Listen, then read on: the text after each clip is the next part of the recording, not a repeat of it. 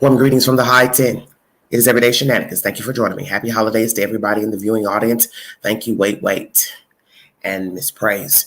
This will be a deep dive into the human mind, the human spirit. I will ask you questions in the live stream. You can answer in the chat or not answer. I've also put up a very controversial poll pertaining to murdering other people. I put up the poll because the discussion is about someone who took the lives of his co-workers in Virginia. The poll is to see what type of mindset you have. No one's going to know who you are when you take the poll, so feel free to answer the poll honestly. Have you ever considered killing someone or others, co-workers, people who have spotted you, betrayed you? Have you contemplated murder ever in your life? We're going to discuss this because day for day, people are being murdered. It is not fiction. It's not a TV movie. It is the truth. We're going to talk about Andre Bing, 31 years of age, African-American male who worked as a night supervisor at Walmart. What drove him to kill those co-workers? I will bring you said information with a source, but please go to my community page while you are listening to this live stream and take the polls. I want your honest assessment, your honest opinion. You're also free to comment. If you don't have a decent comment, do not reply because this is a serious topic. And I ask these questions because we have a lot of crime here in America and people are killing people for various reasons. And the reason does not have to matter to me. I don't have to care about the reason. It doesn't even have to make sense to me. But it is an epidemic here in the United States. Violence by people, gun violence by people. Have you ever contemplated killing someone, others, co-workers, people you have surrounded yourself with for whatever reason? Was Andre Bing mentally ill, schizophrenic? Was he bullied at work and in his personal life? And why didn't he kill the people who were on the list in his cell phone? I will bring you that said information that the people gunned down at the Walmart were not people listed in his phone as people he had an issue with.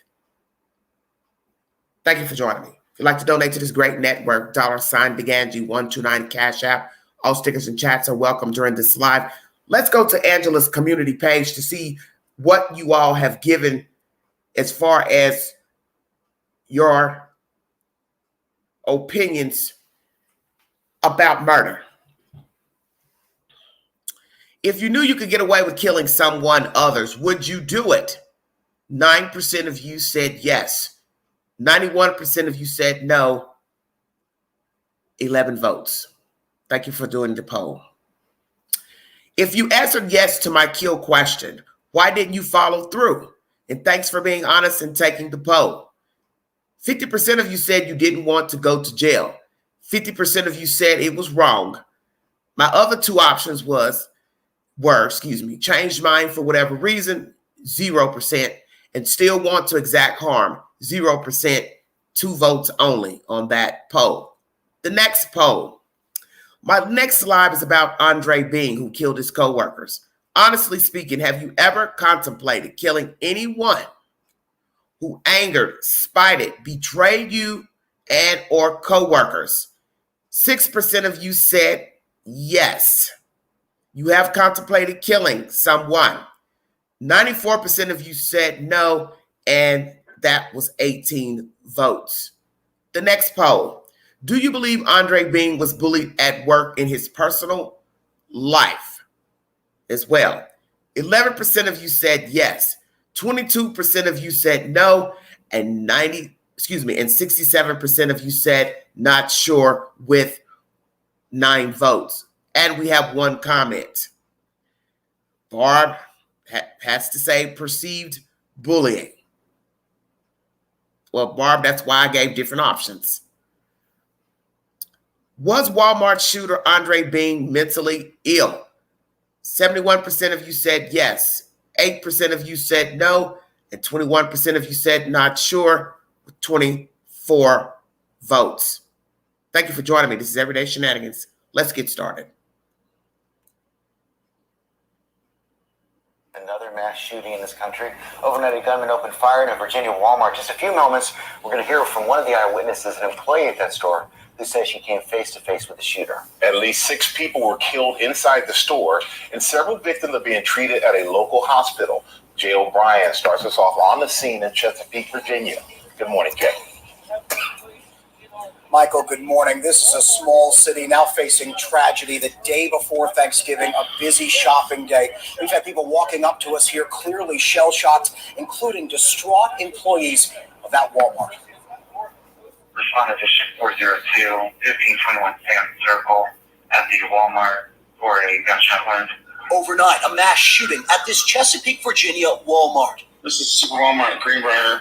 We heard several shots inside, probably 20 minutes ago. 6 people plus the shooter killed after witnesses say a store manager went into a break room and opened fire just as employees were gathering for their shift. At the Walmart, 16-year-old male is conscious, is breathing, caused a gunshot wound. Occurred now. There is serious bleeding, not responding normally. We have police en route and on scene. Several victims have been rushed to local hospitals as a rescue and recovery mission began. We did basically like a tactical entrance and movement in the building. We located multiple fatalities and multiple injured persons. Officials saying because the store is so large, many people may have been hiding, prompting fear that victims may not have been immediately located. It's sad, we're a couple days before the Thanksgiving holiday. I mean, anytime it's a sad, it's just a bad time all around, it's just for everybody involved, especially the victims. Like, this is horrible. Witness Terry Brown telling our affiliate WVEC what she felt in that store. There are no words. There are just no words. To see this unfold, to be a part of it, and to know that this crime occurred so close to me, and I was literally in that store, is terrifying. Walmart releasing a statement saying, "We are shocked at this tragic event at our Chesapeake, Virginia store. We're praying for those impacted, the community, and our associates." Local, state, and federal law enforcement are all on scene here. So far, investigators have not released much about the suspect or any possible motive, but we're expecting to hear more from police and city leaders this morning. Michael? All right, Jay O'Brien, thank you. George? Hey, Michael, thanks. Let's bring in Brianna Tyler, an employee at the Walmart in Chesapeake. Thank you for joining us this morning. Brianna, I know you're on the phone right now. First of all, how are you doing? I'm all right. I'm still processing things, but I'm okay. So much to process. You were arriving for your early morning shift. Then tell us what happened. Yeah, so we all gather in the break room in order to just figure out what department we're all going to be in, what section we're all going to be working in, basically. And basically, as soon as my team leaves, said, "All right, guys, we have a light night tonight." I looked up, and my manager just opened the door, and he just opened fire. He wasn't aiming at anybody specifically. He just started shooting throughout the entire break room, and I watched multiple people just drop down to the floor, whether they were trying to duck for cover or they were hit.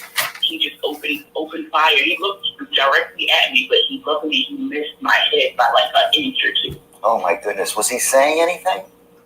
No, that's the weird thing. He didn't say a word. He didn't say anything at all. I literally hadn't even seen him before that point. He just came around the corner and he just started shooting. The first person that was in his eyesight, he shot him down. And the next thing you know, he just started reading throughout the entire break room, but he did not say a word. No, sir. What can you tell us about the manager? Had he given any indication some of this might be able to happen?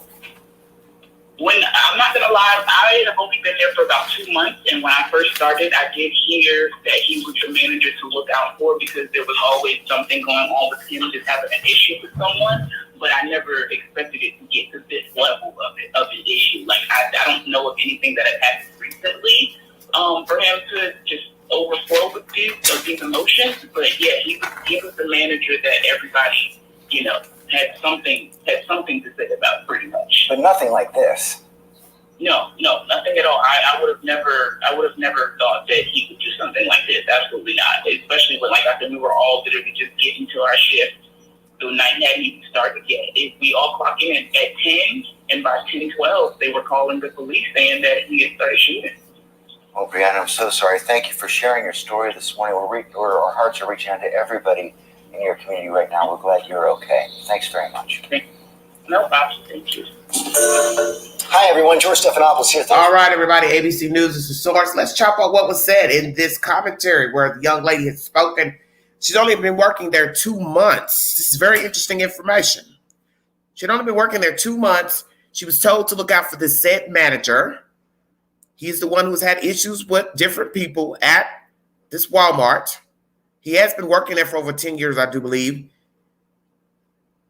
What were the issues he had with the other employees, supervisors, or whomever he had issues with? As I told you, he left behind, I guess, I don't want to say a manifesto, because I guess a manifesto basically tells what you're going to do, not going to do. So I don't really know what he left on the phone, but he did have names of people he had issues with left on the phone. I do not know if those names will ever be mentioned or if every detail will be mentioned from the cell phone. But I'm going to tell you that the names of the people he had issues with that were listed in his cell phone were not the people in the break room or shot at the store, from my understanding. If there is a correction, I will put it in the video below in the comment section. But from what I've read today, the people who he listed on his phone as having issues with them were not people shot at the store and or died at the scene and the hospital. Will there be lawsuits now that this woman has come out to say that they were warned about him? People were warned about his behavior. What was his behavior? Was he the type that nitpicked on other employees? Did he complain a lot? You do have people who go to work, they're unhappy. They're very miserable. I've worked with a lot of people. I've worked with a lot of unhappy people that they get up every day and they're mad as soon as their feet hit the floor. They go to work bitching and moaning and complaining. They don't even let you clock in before they're complaining. And you have a lot of people like that. And I don't know if it's just because they're unhappy, they want to throw their weight around with their position, or they just like, as we're hearing, they like to bully people. Was Andre being the bully? Because some people have commented under the articles that I read that sometimes the people who do the most complaining about being bullied, they are the bully, or were actually bullied and became a bully. Is that what has happened here with Mr. Andre Bean? What are we going to find out about him in the upcoming days and weeks? His social life, past life, what happened with him? We're going to get into a deep dive, because I do believe in the upcoming days and weeks, people will start to testify to who Andre Bean was, his demeanor, people who work with him, what will they have to say. And we're going to go out on a limb. We live in a society where people love to sue. So I won't doubt that people will sue Walmart, because if they can prove that he was a problem supervisor, worker, then they will sue to say, you knew he was a problem. You knew he had issues with people. You had various complaints by different subordinates and other staff pertaining to his disposition. And you continue to let him work in an environment that could become hostile, which it did on this fateful Tuesday. Let's get more commentary pertaining to Andre Bean and this massive shooting in a Virginia Walmart. Prayers to the families and the staff members and the community, because they need our prayers right now. Walmart employee recounts deadly Virginia shooting. This is uploaded 2 days ago. I believe this is the same lady that was speaking here in this commentary with Mr. George. ABC News is also the source. Thank you all so much for joining me. Well, I know that Walmart is not the best place to work. I've met many people who work at Walmart, and they don't have enough people working, always understaffed. The pay is horrible, and that's the one thing that people hated. Coming into work, never getting a raise. This was many years ago, so I'm assuming it's probably the same. It's a metropolis, Walmart. You're never going to get what you're worth in retail. You have to work a very high-end store to make a half-ass decent living. Thank you for joining me. Va.Walmart. She says she worked alongside the shooter one day before the tragedy and was inside of that break room when the suspect opened fire. Her name is Breonna Tyler. She's only been a Walmart employee, she says, for a couple of months, and she joins us now live from her home. Breonna, thank you for taking the time for being with us. How are you? How are you doing today? I'm still processing things. I can't get the visual out of my head, but I'm okay physically, of course, but just mentally and emotionally, it's definitely a lot to take in. It definitely is a lot, but I'll be okay. I'm glad to hear that. Being able to focus on that, I can't imagine. So tell us about those moments. You said processing it. What are you processing? Well, I was literally just getting to work. Our shift is from 10 p.m. to 7 a.m. I got there a few minutes late. About 10:06 is when I clocked in on my phone. I walked to the break room like normal. That's where we have our nightly meeting of where everyone's going to be, stocking their particular section. And, I'm just standing there. There were a few things that seemed like off to me about that whole night that they stick out more to me now that situation has happened. Just different things, like the maintenance man, who actually the first person to end up getting hit. He actually went around the entire room and gave everyone trash bags, which he doesn't normally does. So that stuck out to me. And then when I walked in the room, something in me told me not to sit down. I don't know exactly what it was, but something just said, just stand up, just stand up. And I just stood up the entire time. And as soon as the team lead said he was about to get the meeting started, he said, all right, guys, we have a really light night tonight.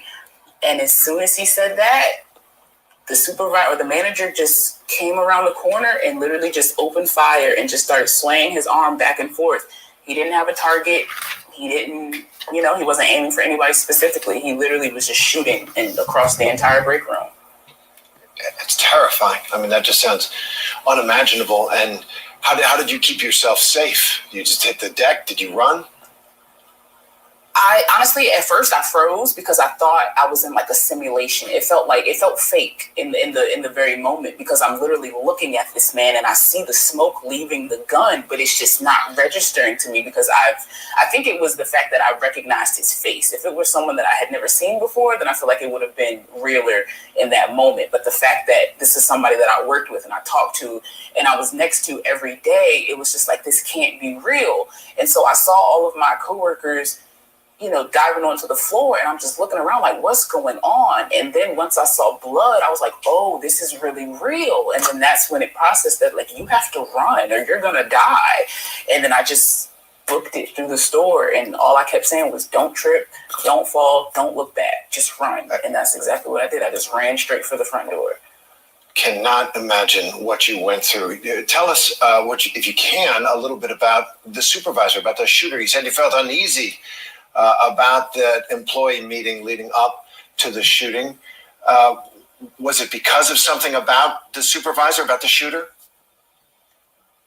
Not necessarily that night, not necessarily last night, but I would say he was just the supervisor that everyone warned everybody else about. So when you first started at that job, it was okay, this is the supervisor that is most likely going to pick on you, or he's going to have an issue with what you do and things like that.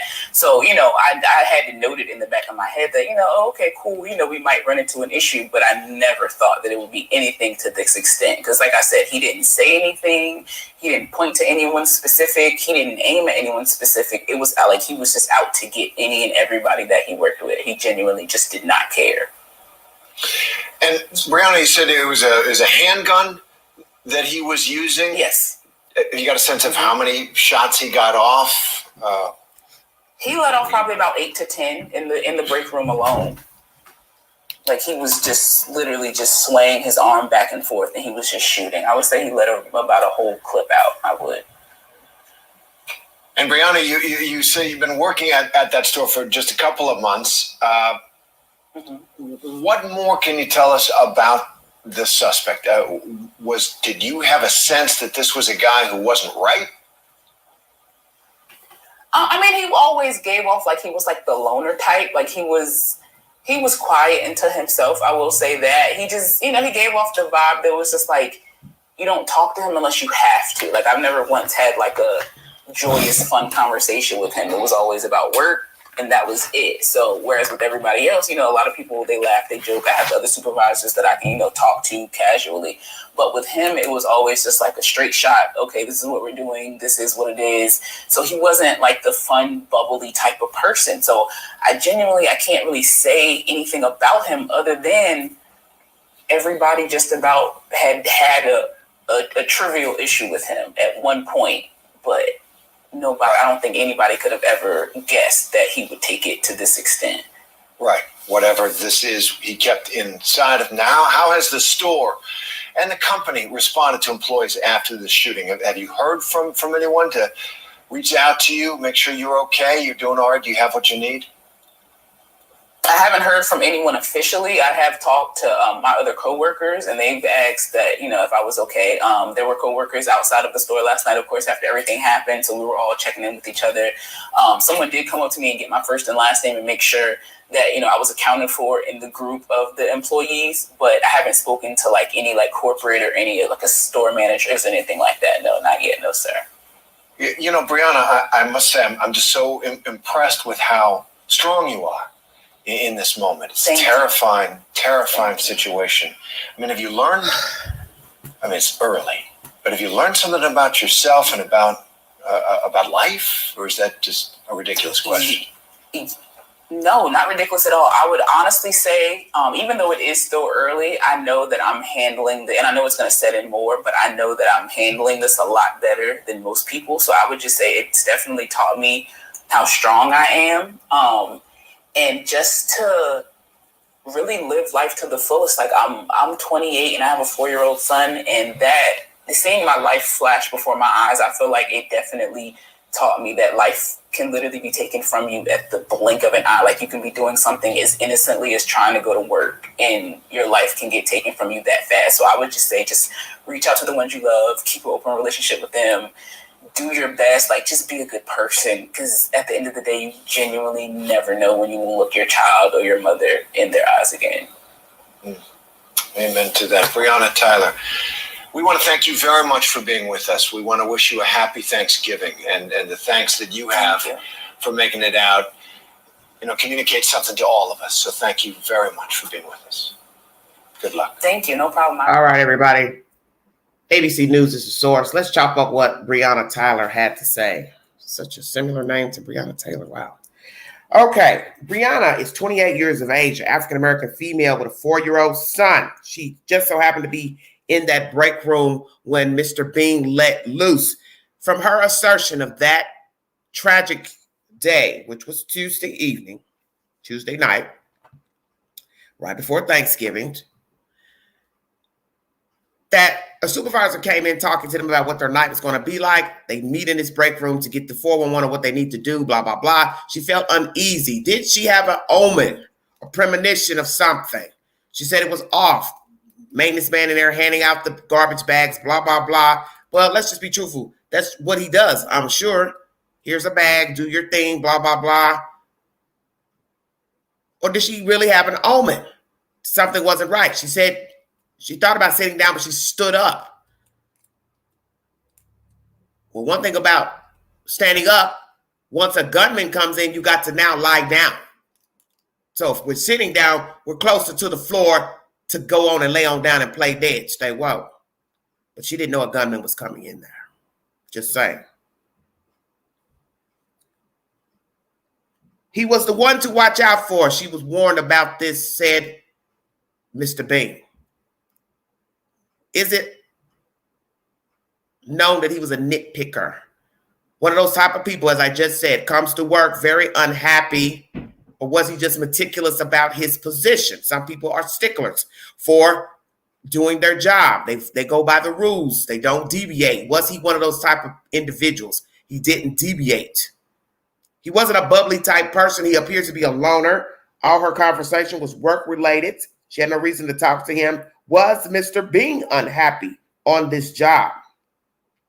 Will she quit her job? Has she returned to the job yet? She's not been contacted by anybody corporate pertaining to Walmart. Why not? Why haven't any of you contacted Miss Tyler to make sure she's okay if she needs anything. It should not just be her coworkers asking her, is she okay? She's only been there 2 months. So guess what? We're in a world right now where many people aren't wanting to work certain type of jobs. Many employers are crying and moaning that they don't have enough people working, especially retail, because a lot of people don't want to do retail. It doesn't pay anything, and you have to deal with what these people are dealing with right here, a bunch of damn attitudes. And naturally, any position you have where you have a supervisor, you're a subordinate employee, blah, blah, blah, you're going to have to deal with people. In general, it's just the way it is. But retail is the worst of the worst because everybody is different. Everybody's disposition is different. Everybody comes to work different. A lot of people bring their personal problems to work. A lot of people exact that when they're at the job. Whatever the hell's going on at home, they bring that garbage to work. Vice versa. Whatever problems they have at work, they're walking around, they're mad, they're unhappy, they're sad, they're complaining, they're moaning, they're nitpicking. Was Mr. Bing bullied at the job? Was he bullied in his life? Did he feel like he was spited at this job or by other people? Because as I said, he left behind information in his phone that he was spited. What is it? Are they going to reveal all that information to police? Once again, is Miss Tyler going to quit her job? Has she returned? She does seem to be a strong-minded person. She basically said you need to live your life to the fullest. Reach out to people. Tell them you love them. Talk to them. Exactly. This is the reason why you need to stay in contact with people that you care about. Because it's so easy now with social media. People are not calling people on cell phones. They're not knocking on doors to say hello. And as I said, many people are sticklers about people showing up at their homes. So now people just message people through Messenger, blah, blah, blah. But what happened to the old days of staying in contact with people? I say this all the time. Social media has given people an easy way out to call and be bothered when they feel like it, receive information, messages when they feel like it. But people don't even have your exact phone number. So yes, you need to stay in contact with people because you don't know the last time you see or hear somebody. It will be the last time. Let's read some information pertaining to Mr. Bing and this event that took place in Virginia.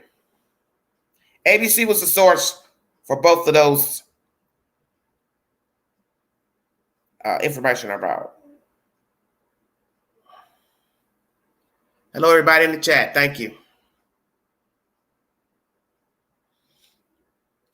I don't care for retail, quite frankly, just because. I just don't. Because a lot of people go to work, they don't do their jobs, they goof off. A lot of managers, supervisors allow people to goof off because they've been there a while. You see it every day, from fast food to restaurant work to retail. It's just a lot of goofiness going on, and people don't take their jobs serious. And I'm one of those type of people. I'm not going to go to no job, just stand up all day and do all the work, you know, and watch you goof off and play on your phone and talk and gape around, and you don't want to straighten nothing. You don't want to put things back. You see it all the time. That's the reason why many people don't like doing retail, because it's always one person or more that don't carry their weight. And they just go to get a check, a free check, but they don't go to work.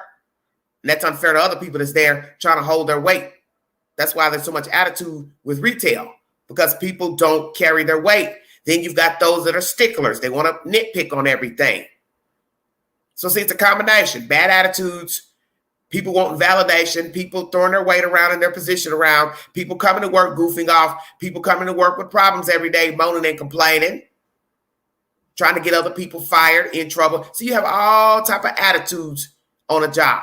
I don't care what the job is. If it's a doctor's office, if it's Walmart, it's all the same. Too many attitudes in one space. And that's where your problems come in. It's all the different attitudes. CNN is my source. Authorities disclosed note found on Walmart shooter's phone. This was uploaded yesterday.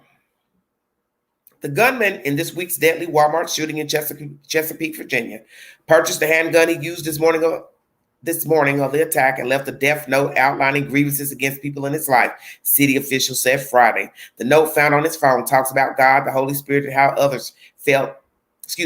author felt his associates were mocking him.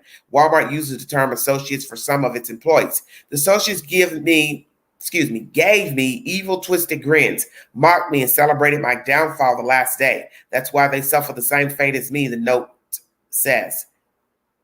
I wish I could have saved everyone from myself, the note continues. My God, forgive me for what I'm going to do. The city released the note in a series of tweets redacting the names of those mentioned by the shooter, who fatally turned the gun on himself after killing 6 people Tuesday at the store where he worked as an overnight supervisor. None of the victims in the shooting were among the redacted names, police said. Let me repeat that. None of the victims in the shooting were among the redacted names, police said. And these are the names that were in the phone of the people he had issues with. They were not the same people shot at the Walmart store. That needs to be told. The gunman had no criminal history, the city said, adding that the 9mm weapon he used in the killings was legally purchased Tuesday. My understanding, he purchased it that same Tuesday morning. A search of his phone yielded a box of ammunition, various items in reference to the 9mm handgun, box receipt, other paperwork, the city tweeted. Asked if the gunman had ever complained about his colleagues, Walmart said, there is nothing that can justify taking innocent lives. Our focus continues to be on the families who are grieving and supporting our associates throughout this difficult time. Word of the note came as authorities continued looking for a motive in the mass shooting. 2 employees remain hospitalized, 1 in critical condition, the city said. Today, we are focused only on those hurt by Tuesday's tragic event, but the police investigation continues, Chesapeake officials said Thursday. Here are the names of the victims. Randy Blevins, 70, Lorenzo Gamble, 43, Tynika Johnson, 22, Brian Pendleton, 38, Kelly Powell, 52. The city named a previously unidentified 16-year-old victim Friday, and that is Fernando Chavez Barron. He is the youngest person to die in this mass shooting. And yes, condolences to all of the victims who are still alive and those who perished. Condolences to their family members and their friends and the Walmart staff. City council leaders will hold a special meeting Monday evening to confirm an emergency declaration, which will free up funding to support recovery after the shooting, the city of Chesapeake said Friday on Twitter. Fernando, remembered as outgoing. The Hampton Roads community where Chesapeake is located gathered at a growing makeshift memorial outside of Walmart on Thanksgiving, praying for all victims, but paying special attention to Fernando. Several in attendance knew the youngest victim, who had just started working at the store and used his first paycheck on a gift for his mom, loved ones told CNN affiliate WTKR. I'm out of words and speechless that it was him, friend Joshua Trejo Alvarado said Thursday. I was hoping everything was a dream until today. I wish he was still standing here with me. Trejo Alvarado didn't realize his friend was a victim until Wednesday morning. He said he called and texted him from school, risking his phone being confiscated. And when he didn't respond, Trejo Alvarado called his friend's brother, who delivered the grim news, he told the station. He would always be outgoing with anybody he met, Trejo Alvarado told WTKR. Mayor Rick West invited residents to a 6 p.m. vigil Monday to honor the victims and grieve together. It will be held in the city park a few miles south of the Walmart. Chesapeake is a tight-knit community, and we are all shaken, West said in a statement. Together, we will support each other throughout this time.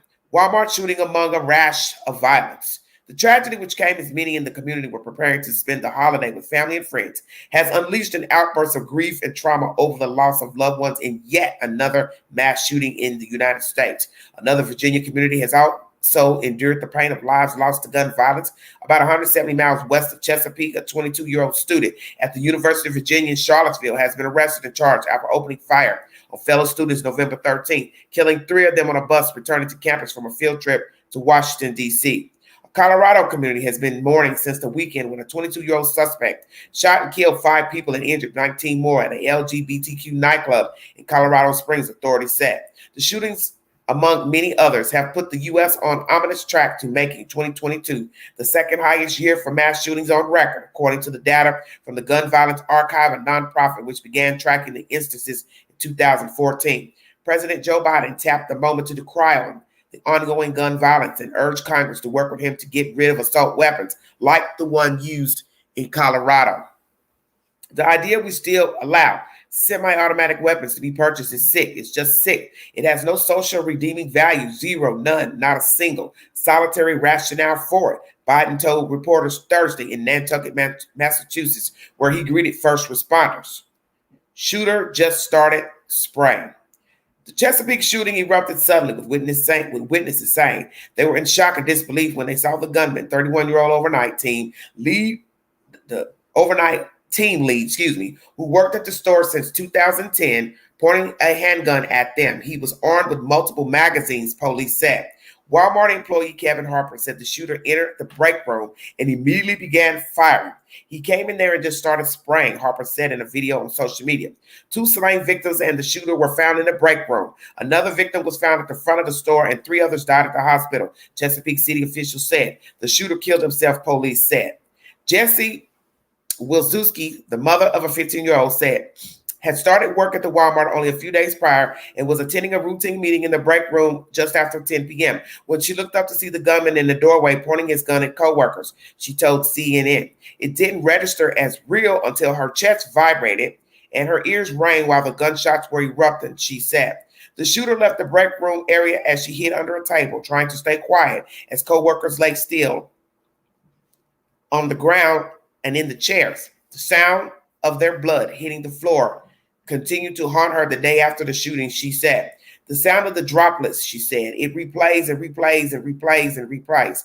The gunman later returned and told her to get out from under the table.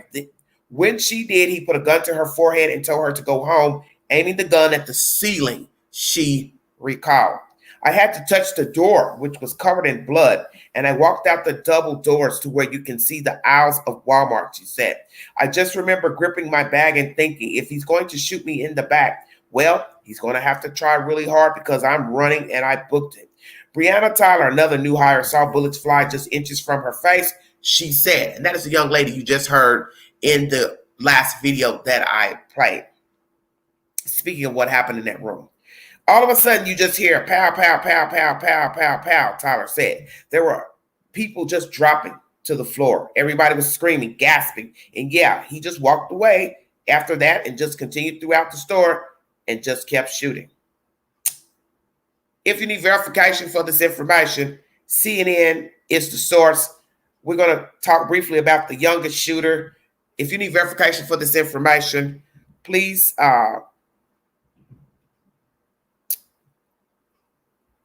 check out CNN. I'm going to talk about this, then I'm going to play a little audio for you. The youngest victim in this week's mass shooting inside a Walmart in Chesapeake, Virginia, is a 16-year-old employee who reportedly used his first paycheck to buy his mother a gift before he was killed 2 days ahead of Thanksgiving.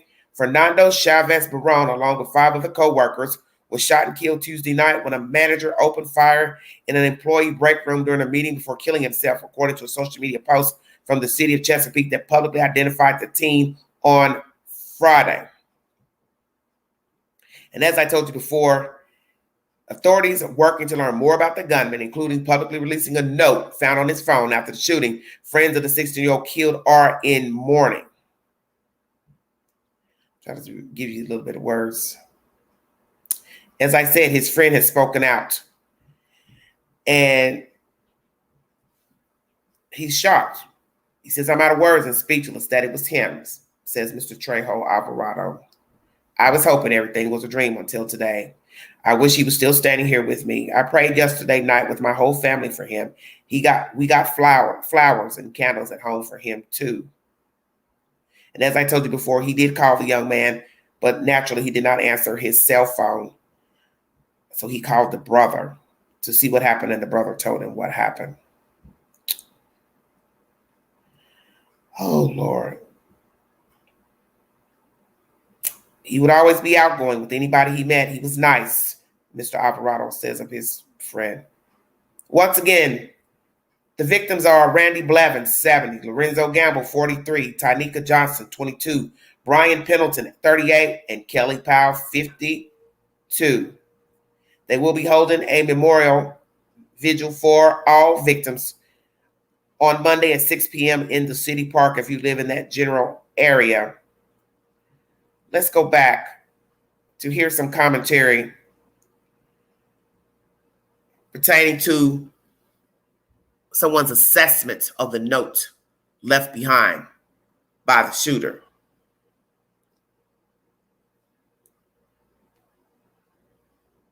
This is a CNN analyst giving her public opinion pertaining to the note left behind.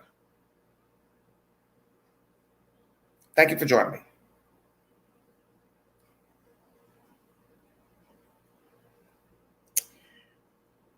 Thank you all so much for following the content.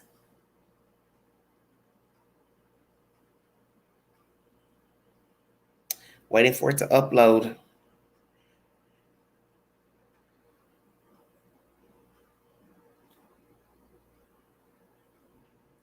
Very sad situation. Is this going to be the new norm? People shooting people. Can't handle their problems, emotions, betrayal, angry. Just go to work, shoot everybody, go home, shoot everybody, go in their neighborhood, shoot everybody. Is this what America has now become? Get angry and just go kill people. Very sick. And what was to come. CNN's Brian Todd is live in Washington with the very latest. It is disturbing, to put it mildly, Brian. Right, Erica. This is information on the so-called death note coming to us this morning from the city of Chesapeake. The note was found on the shooter's phone and basically outlines a series of grievances that he had with some of his colleagues, but also with himself. The note discusses God, the Holy Spirit, and how the author felt that his associates at his workplace were mocking him. Here is one passage, quote, "The associates gave me evil, twisted grins, mocked me, and celebrated my downfall the last day. That's why they suffer the same fate as me." Here is another quote, "I wish I could have saved everyone from myself. My God, forgive me for what I'm going to do." Now, the note also discusses how the author wished that his parents had paid closer attention to what he called his social deficits and said that he felt like he was, quote, led by Satan. The note says the attack was not planned, but the fact that there even was a note discussing what he was going to do suggests that maybe there was at least some planning. And city officials say the shooter, Andre Bing, used a 9mm handgun and that it was purchased locally on the morning of the attack. Also, Erica, we can now report from the Chesapeake Police that none of the names that are redacted in that death note belong to actual victims killed in the shooting. Erica? Brian Todd, appreciate the new reporting. Thank you. Joining me now to discuss, CNN national security analyst Juliet Kayyem. She's a former Department of Homeland Security official. Juliet, let's start on that note. It is, as Brian pointed out, it's a list of grievances. There were names in there. They were redacted. Also, excuses for what was about to happen. What stands out to you in that note? Well, I mean, the first is obviously consciousness of what he's about to do, and then just learning that he purchased the gun that morning. So this is not murders from some emotional disruption all of a sudden. It was planned out, and clearly there probably are likely other notes that describe his grievances against co-workers. I also think that the fact that people that he highlights in the notes were not people in the room simply means that he walked into his place of work and wanted to sort of exert as much damage as possible, and he's well aware of that. I think the question now is, was anyone else, what kind of complaints were made against him by employees to Walmart and others? Yeah, it'll be interesting as we learn more whether some of those concerns which employees coworkers have expressed to our own teams at CNN, whether they were in fact communicated with Walmart, and if so, what was done. In terms of what else we learned this morning, the fact that the gun was purchased that morning. Virginia does not have a waiting period. We looked into it this morning. There's no license, no training requirement for a handgun. We are seeing a change in this country, probably most notably, I can't speak this morning, Juliet, most notably in Texas, where a law went into effect last year that rolls back requirements for ownership. There is this move to permitless carry. So it's easier for someone to buy a gun in the heat of the moment and use it in that moment. Right. And we've seen in both the mass shootings and now this handgun instance that the purchase normally occurs 24, 48, 72 hours before the mass killing. Certainly not 2 years before. Let's just put it that way. And then of course we know the statistics of young men and their age in terms of the purchase to mass killing. Short time frame. So those are just well documented. So once again, we are at the stage where anything we can do to make things safer, not to make things safe in this country given the amount of weaponry on the streets, but to make things safer, we should be looking at, and that includes delays or at least some deep breaths that are allowed by law. That if if you think you want to buy a gun that morning, maybe you have to wait 48 hours. This seems to me not a big ask of a nation with this many guns. All right, still circling.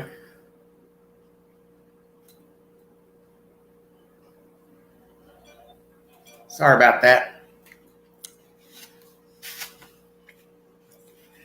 All right, everybody.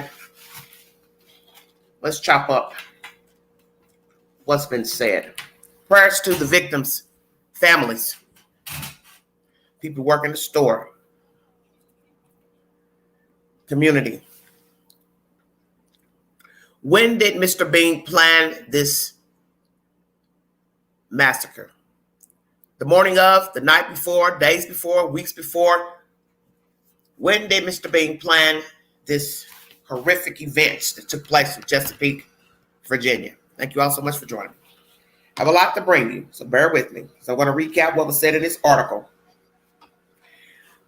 You hear this lady speaking about the CNN analyst, about the note, because naturally they're going to dissect the note, what he left behind, what he talked about in the note. As I said to you before, the people names that were in the note, notes in his phone, were not the people that were shot at the Walmart. You hear mentioning of his parents in the note. They didn't prepare him for his social deficits. What were those deficits? Was he shy? He didn't know how to communicate well with people. He didn't know how to talk to people. Was he paranoid of people? Was he mentally ill, schizophrenic, associative disorders? What was going on with him? Has he been diagnosed with any type of mental illness? Was he mentally ill, schizophrenic? Because when people start rambling on in notes and writing long-winded notes and manifestos and things, you start to wonder if they were mentally disturbed. Because one could say, well, you have all these emotions boggled up. Why don't you go see a professional? Did he ever see a professional? Was he on medications for any type of mental disorder or anxiety medicines? And as you know, you can't make people take medicine, even if they're on them. Once people become adults, you can't make them take anything.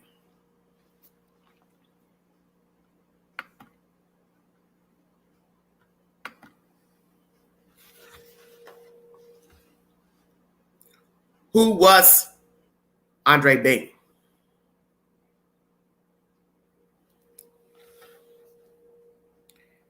Criteria for getting a weapon holds such as 24, 48 hours, checking backgrounds. He doesn't have a criminal history.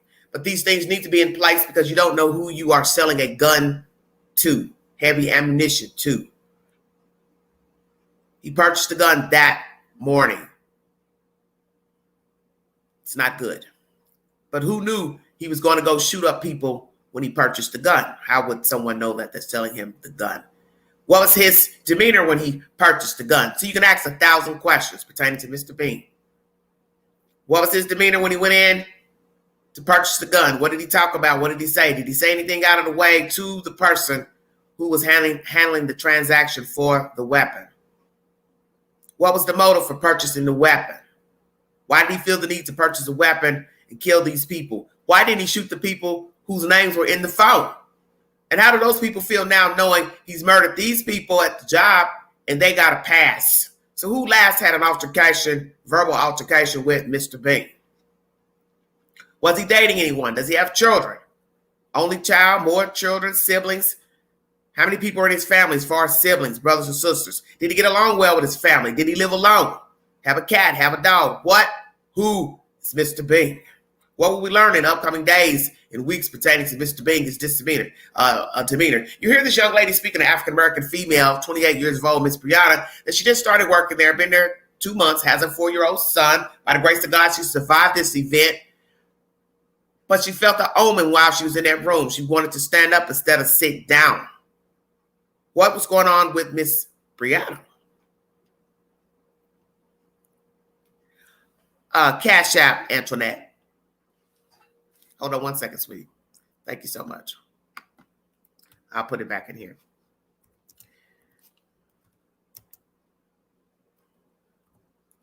One second, you guys. Sorry, I'm off track here.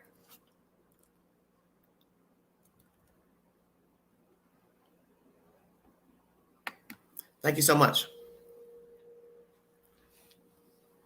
Who was Mr. Bing? What was going on with him? As I said, lived alone, had a girlfriend, dated anyone, broke up with anyone, family dynamic. Did he get along with his family? Had he quarreled with his family, neighbors?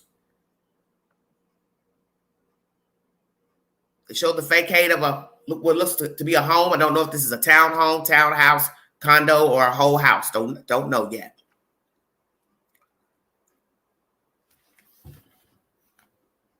Who was he?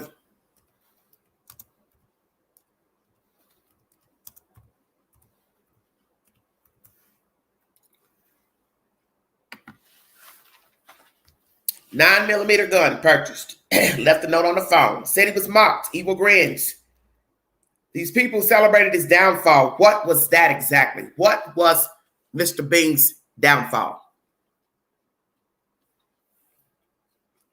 What has happened to him to say he has had a downfall?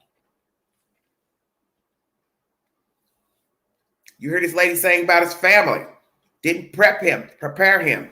For what? To be a social butterfly? Was he a loner? You hear Brianna speaking about this in the audio I've played, that he was a loner. People warned her and other staff members about him as a manager, supervisor. He's the one to look out for. So was he a nitpicker? The type of person that goes to the job always looking for something to complain about. Come to work mad, leave mad, mad while on the job. What's this Andre Bing? 31 years of age, he had the whole world ahead of him, and instead he chose to go kill people, then kill himself. Why did he kill these people? Why did he kill himself? And where are the people who are alive that he has an issue with? Because I'd like to talk to those people. They have to be sitting somewhere thinking, Jesus, I missed a bullet. Amen. Because you did. Was he the bully instead of being bullied? Had he been bullied most of his life? Is it because he was socially awkward, allegedly, let's say, is why he went on this rampage? He didn't feel validated. He didn't feel important. Or as I said, was his social awkwardness the cause of this, which led him to have issues with people? But we know you can have issues with people whether you are shy or you're outgoing. It depends on the company that you're keeping, the people you are around. Everything has a cause and effect. This is how we lead to violence. Somebody said something, somebody responded, boom, you got your jump off.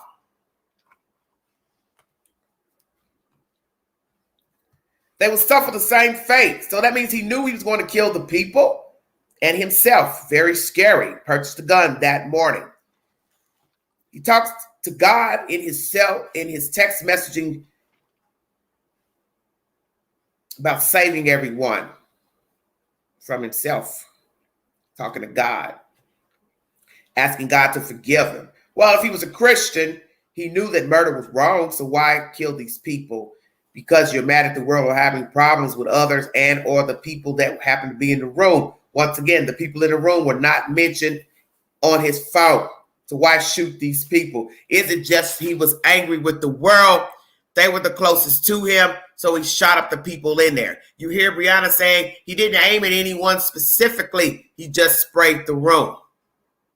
So why didn't he shoot the people he was angry with? Who are those people? Are they staff members who weren't at the job? Personal people he knows from home, life, church, what?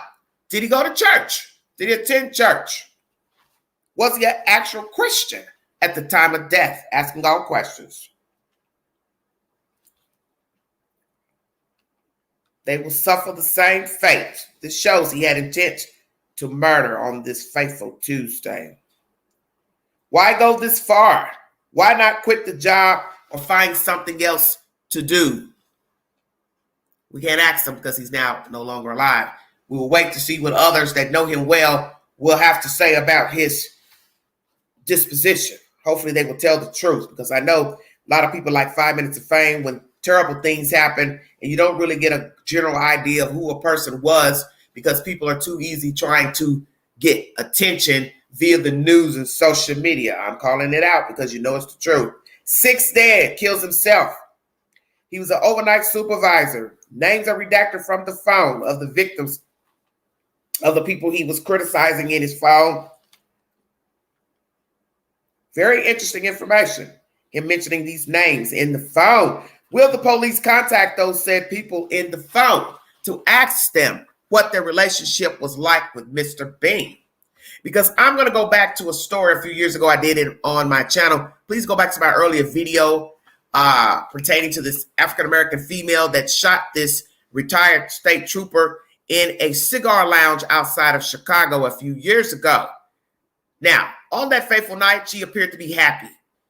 One guy remembers her laugh, because she had a distinctive laugh. So what happened to her on that fateful evening that she walks into a bar, sit down, have a good time, then jump up, go to a room where these guys are sitting around a table, and she shoots the guys at the table. It is believed that one of the men that she murdered was a guy that she had dated or had some type of sexual entanglement with. When police go to her apartment inside of Chicago city limits, they find all type of crazy writings on the wall and names of different people who were not murdered. And we do believe that they contacted those said people whose names were on the wall. Why didn't she shoot and kill those people? That comes to mind with this Mr. Bean scenario. That he shoots up the people at work, but they're not the people named on his phone.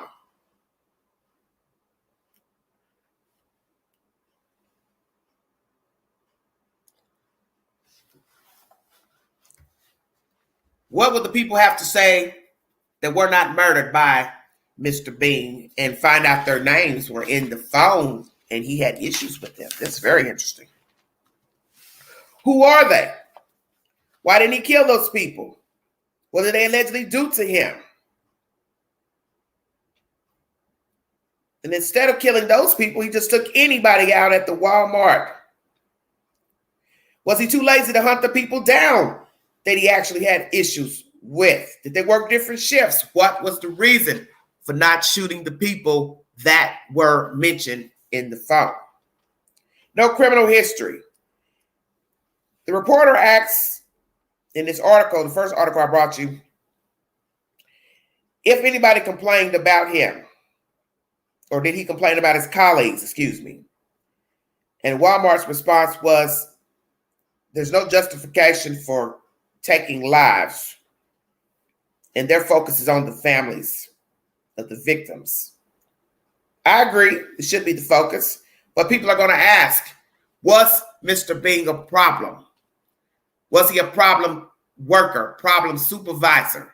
Had you all been giving him a pass for 10 years or so, 12 years or so, knowing he was a problem? Because I just spoke about that earlier during this live, that many times your troublemaker holds a higher position or has worked at the company long, and they give them a pass because they don't want to fire him or her. You see this all the time. You see this even in apartment complexes. Somebody's worked somewhere, somebody's got some seniority, is living somewhere, so they let them be a monkey's ass and don't take heed to the warnings that the person is a problem or became a problem.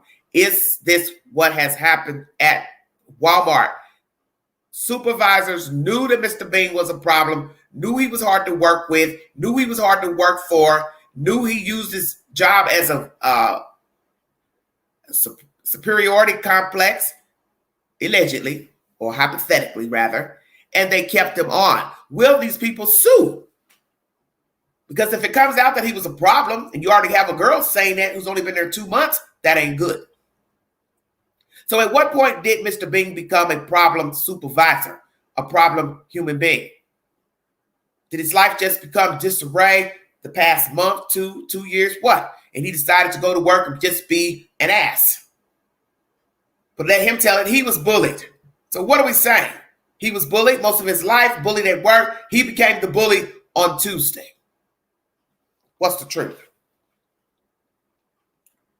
Once again, no criminal record. Walmart says no justification for what he did. Their focus is on the family.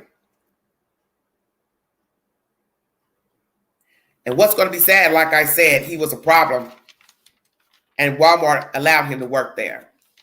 When did he plan this mass shooting? Once again, was he bullied or he's the bully?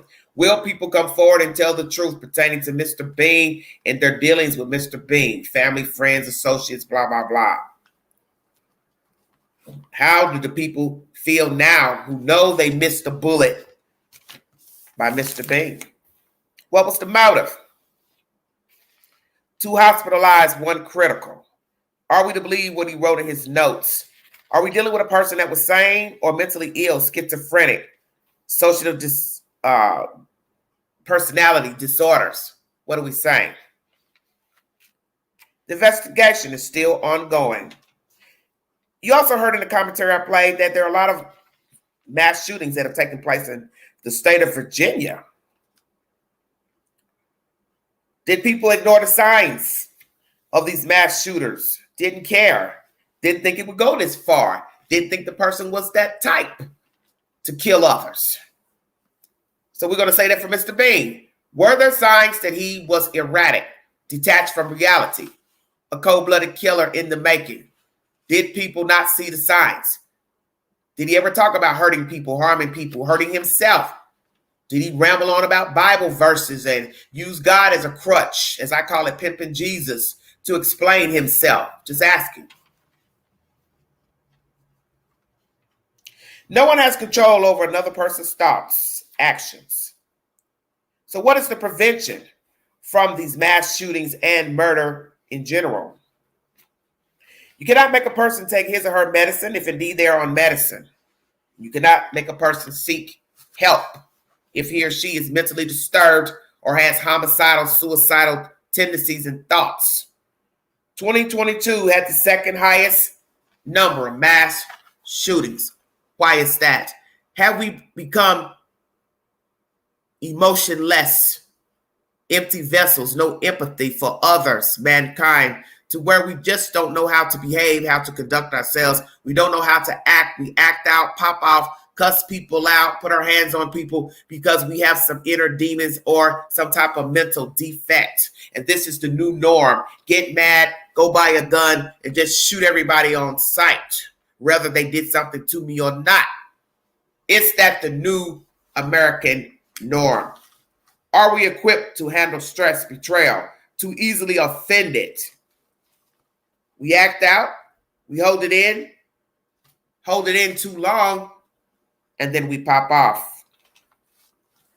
I do believe this scenario is only going to get worse because most will not seek help for their mental distress.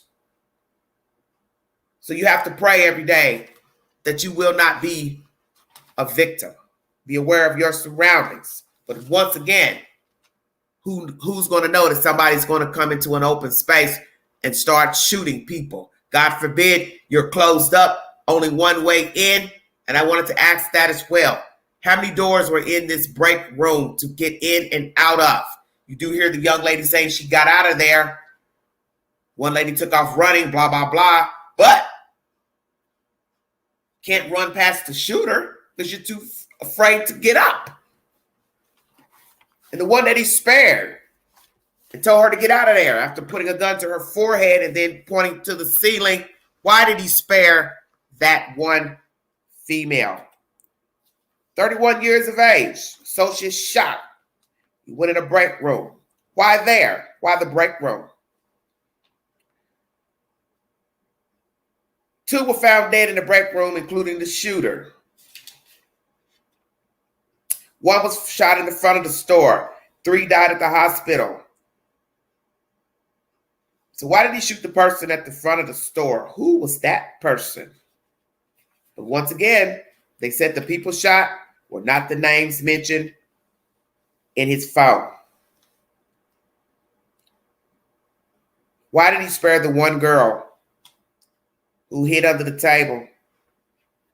Why did he save her? Very interesting. So that means he was rational.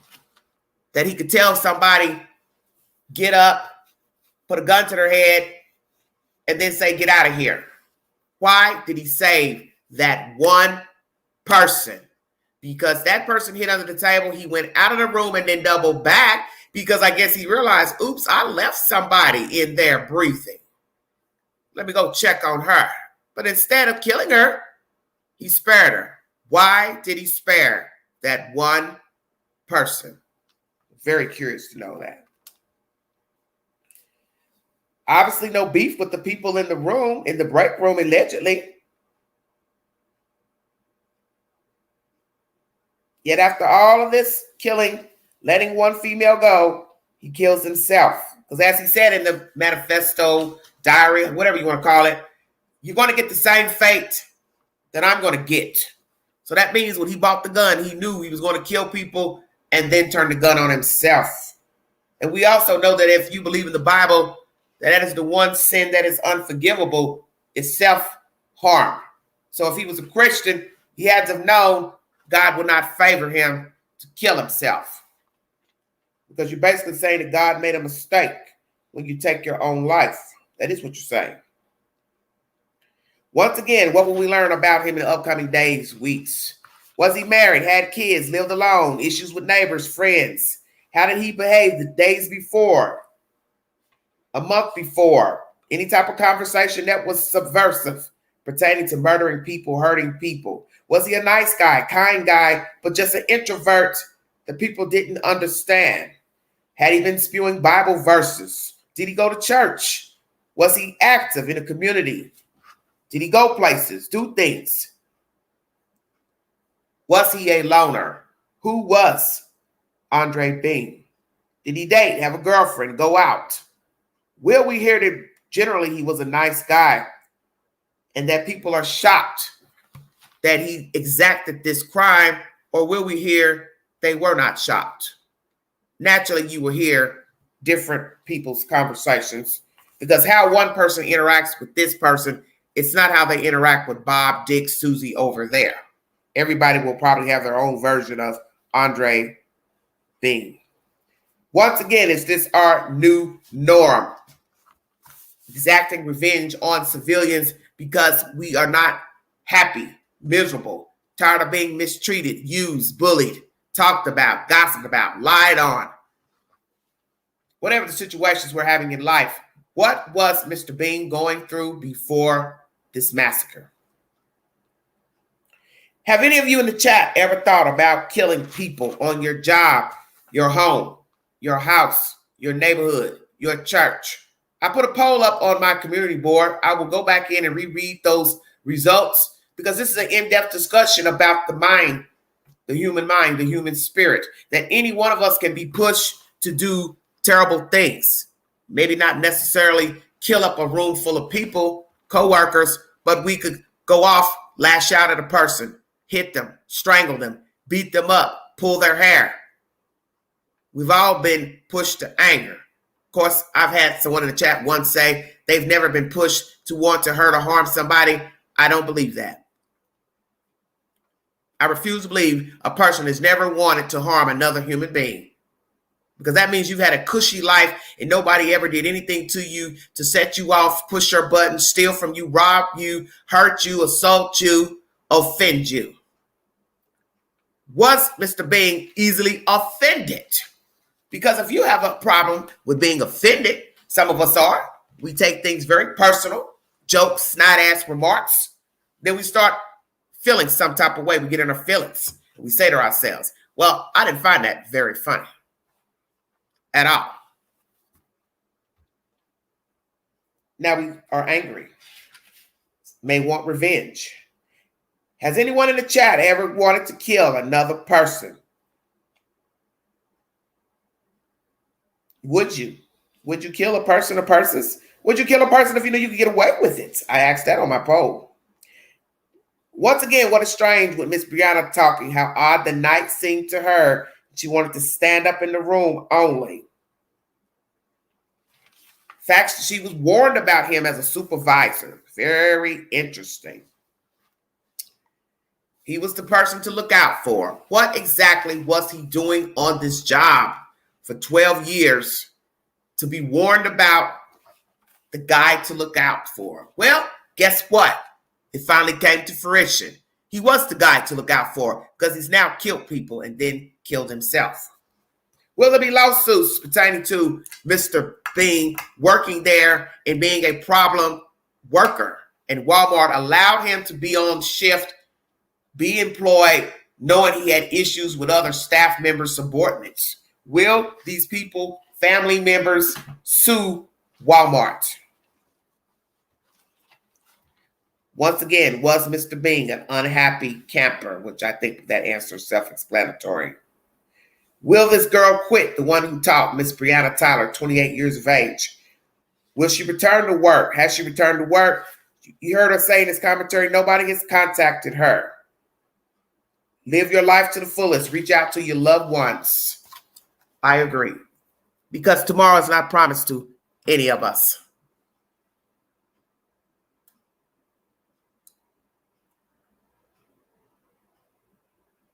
And you don't speak to people, you don't call them, you don't visit, you don't know the day when you're going to hear something absolutely terrible pertaining to the person. I think there was some other young lady I wanted to play. Thank you all so much for joining me. If you'd like to donate to this great network, $sign Beganji 129 Cash App. All stickers, chats are welcome during this live. Let's see if we can hear from somebody else that was there in that room. Thank you all so much for joining me.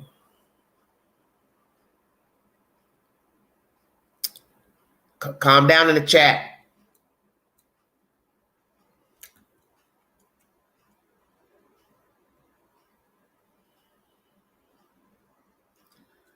Well, there was a young lady I wanted to play her commentary. I don't know, these articles.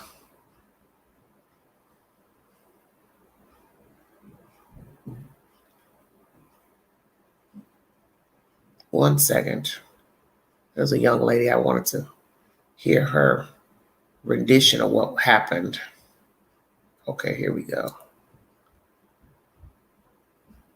This is from the survivor that he let go.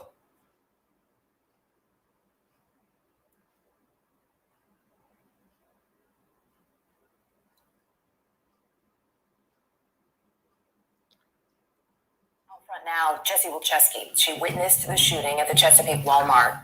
In fact, she's working there. It was just her 5th day on the job. Jessie, thank you for being with us tonight. I know this is tough. You were in that break room when the gunman came in. You saw a lot. Yeah. Can you walk us through, Jessie, what you saw and what happened in those moments?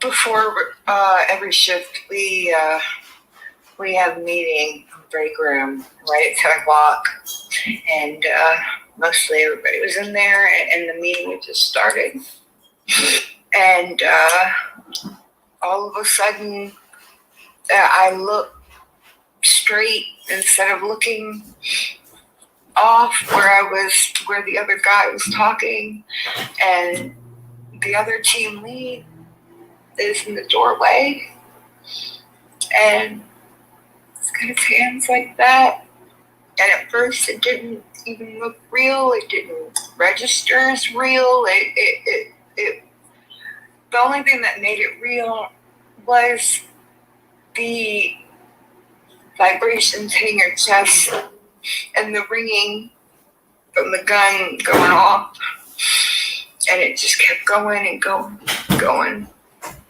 And I got under the table, and he left the room and went left down the hallway. And I was looking at my other coworkers around me on the floor, and leaned over in a chair, and I didn't want to be loud. I didn't want him to hear me and make him mad, to make him come back, because I don't even know where he went. And I didn't leave. I stayed. I wouldn't want to be left alone, even if they weren't there, or if they were there, I don't even know. I tried really hard not to look, and the sound of the droplets, replays and replays and replays and replays and replays of how much blood was coming off the different chairs. It was making a rhythm, and it was one of the most disturbing things. I think we'll never let go of that. I mean, it's understandable. It's so you're under the table then for safety. You talk about feeling the bullets as the shots rang out, feeling that in your chest, hearing the blood from your coworkers, watching them in those moments. As I understand it, the shooter did look at you at one point and basically at the let you go. Very end, I was hiding underneath the table, and he told me to come out, and I had my bag, and I put my bag out first as like a, please, I don't have anything, you see my hands type thing. I slid out under the out underneath the table, and I'm shaking, and I probably looked like a chihuahua at that point, and he just had the gun up to my forehead, and it's just really hard. Did he say anything to you in that moment, Jesse? He told me to go home. And he took the gun away from my forehead, and he was aiming it at the ceiling, and he said, Jesse, go home. So he knew her name, called her by her name. And I got up real slow, and I tried not to look at everybody on the ground or even look. And I had to touch the door, which was covered. And I walked out the double doors to where you can see the aisles of Walmart. And I made it right to where the egg aisle starts. And I just remember gripping my bag and thinking, if he's going to shoot me in the back, well, he's going to have to try really hard because I'm running. And I booked it. And I didn't stop until I got to my car. And then I had a meltdown in my car.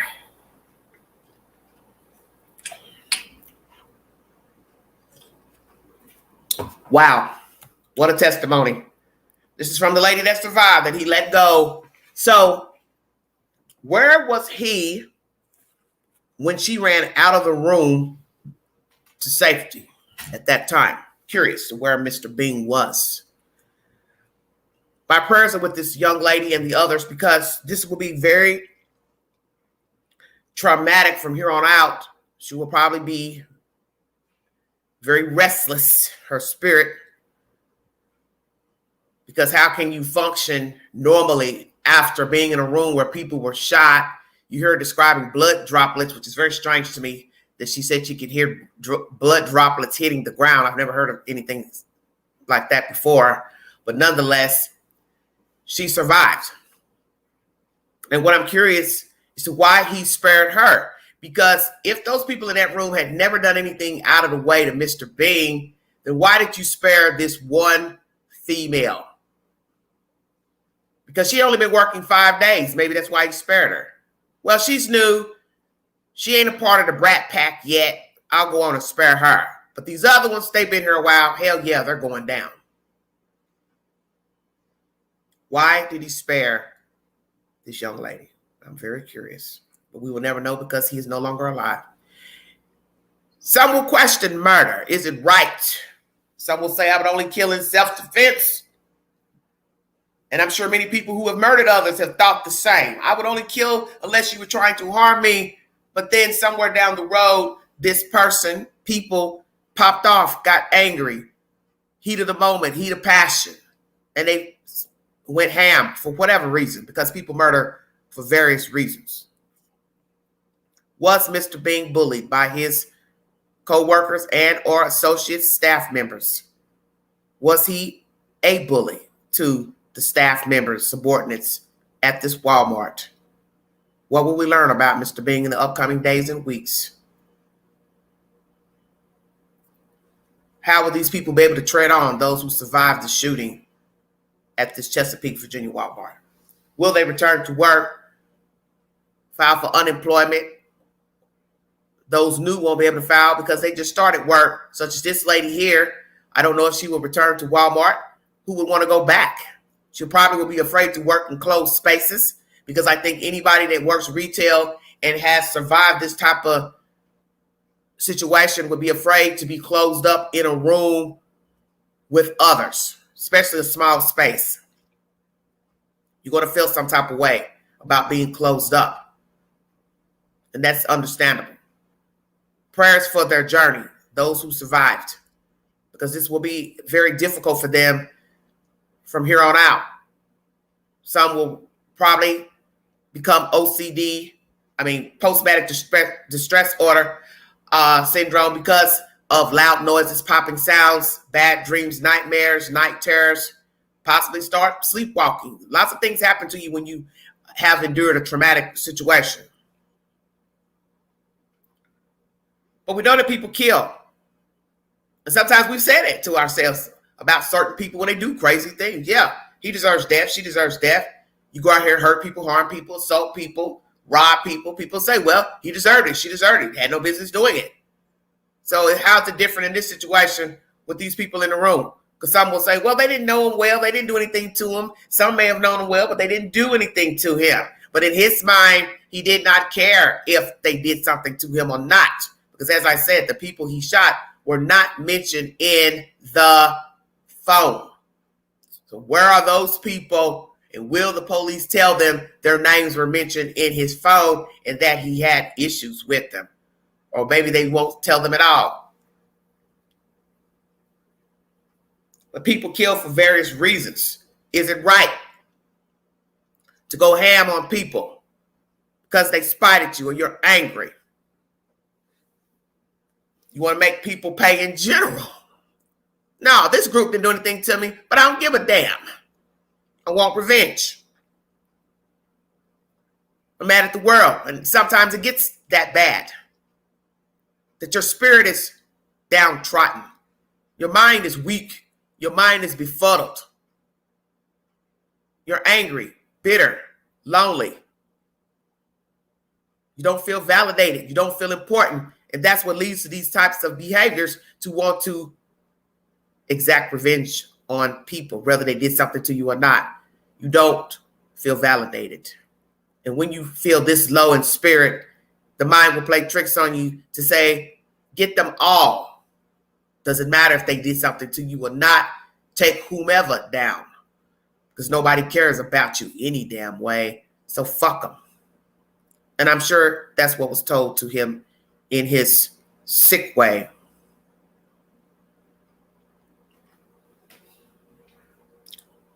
He didn't care about Walmart.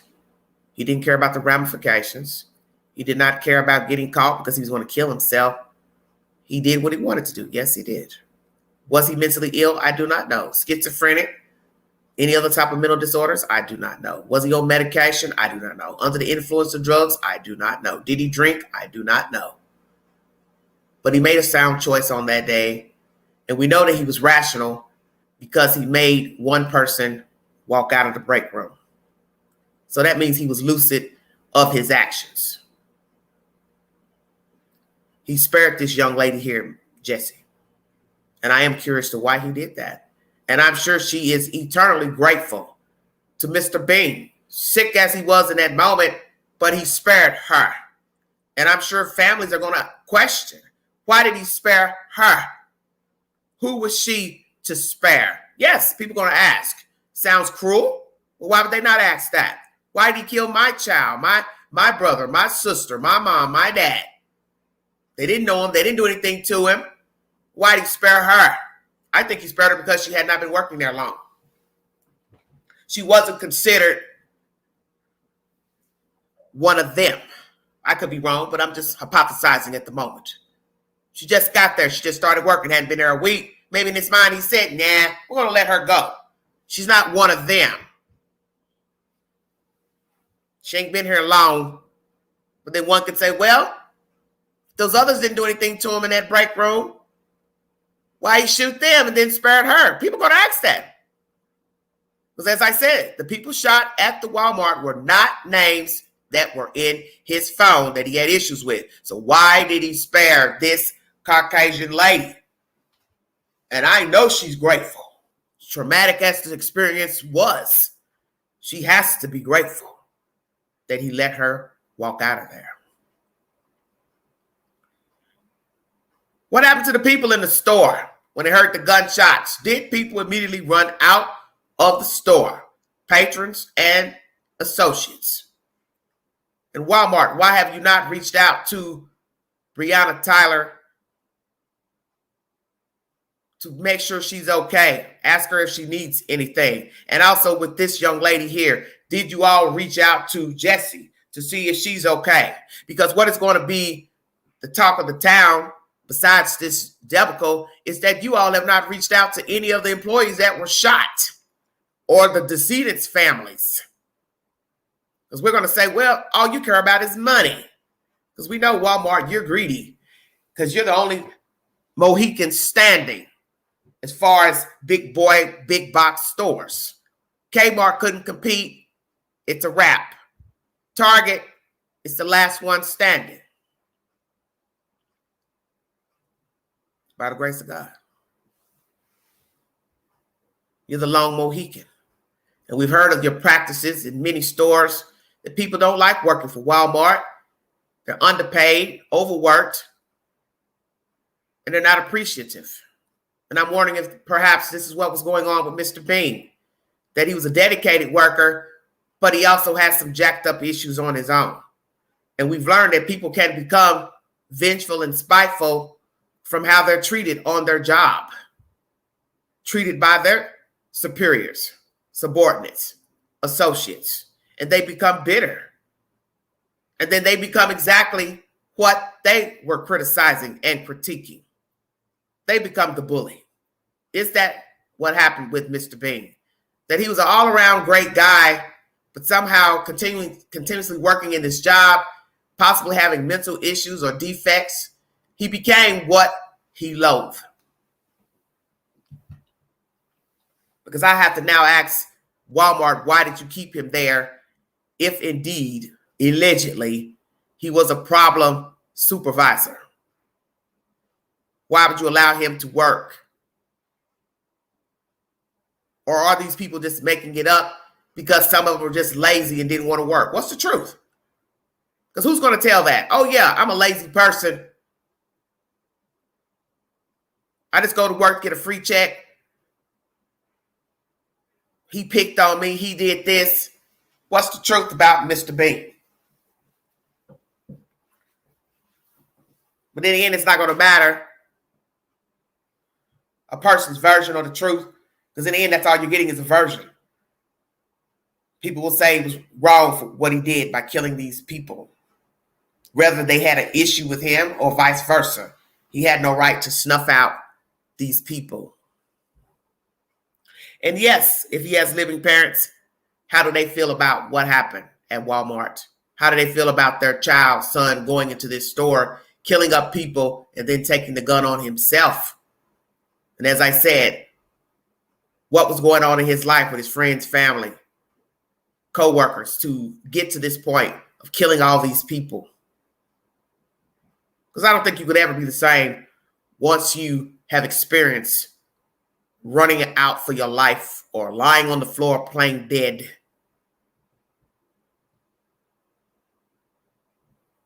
It's a very traumatic experience, and I don't ever want to know what that is like.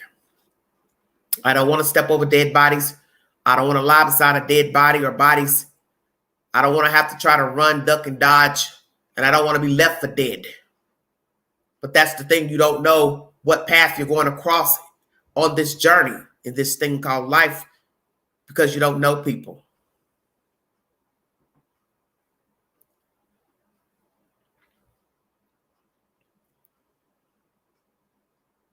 You don't know people. And obviously nobody knew Mr. Bean. He may have been a difficult worker. He may have been hard on them, critiqued them, actually a bully at his job. But no one expected, I'm sure, he would come into work and gun them down. So we will wait to see if anyone has any testimony to say, yes, I knew he had the capability of killing people. Yes, he's talked about murdering people, hurting people. Because if we hear somebody say that, we're then going to question that person. Well, why didn't you alert authorities pertaining to Mr. Bing's words, actions? Who was Mr. Andre Bing? And how did it come to be on this fateful day he would kill these people? I want to read my polls one more time, and I'm going to check out of here. Thank you all so much for joining me. Part 2 this evening. I will go live again later to talk about Shanquella Robinson.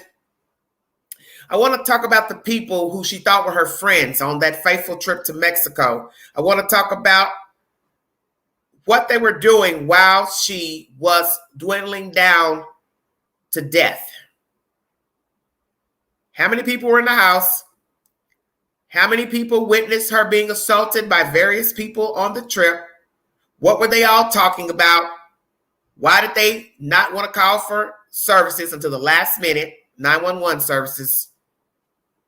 Where are these people now? How many arrests will there be? And will they own the truth to what happened and why it led to her death down there in Mexico? What were they doing when she first got beat up? Why didn't anybody intervene? And the time that she was allegedly with a so-called doctor, if we don't believe that was the truth, where were all the people in the house? What were they doing? And why did they leave? Interesting.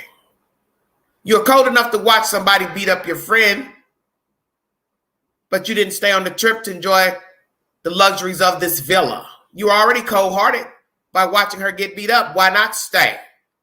Stay woke, everybody. Oh, that would look too bad had you stayed behind and enjoyed the luxuries off this woman's money, allegedly. But you didn't help her till the last minute, and she died.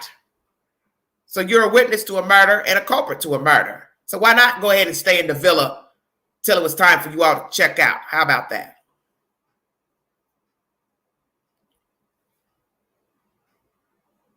That's my second live this evening pertaining to Shanquella Robinson. Thank you all so much for joining me. We're now going to go over to my YouTube community page, and we're going to discuss the questions I asked the viewing audience. Some of the questions may seem macabre, but the only way you can understand the human mind is to ask questions. And I wanted an honest assessment from people to tell me what they think, how they think, because this is the only way we're going to learn from people to why they do the things they do. And although things happen and you don't have any control over them, you can't do anything after they've happened. But it's good to be able to learn what makes people tick, the thoughts in people's minds, and it being preventable. Could this event been preventable? But all of it still lied with Mr. Bing because he is the captain of his own ship. And it was up to him to seek mental help, get meds if need be. And perhaps he chose the easy route, which was murdering his co-workers.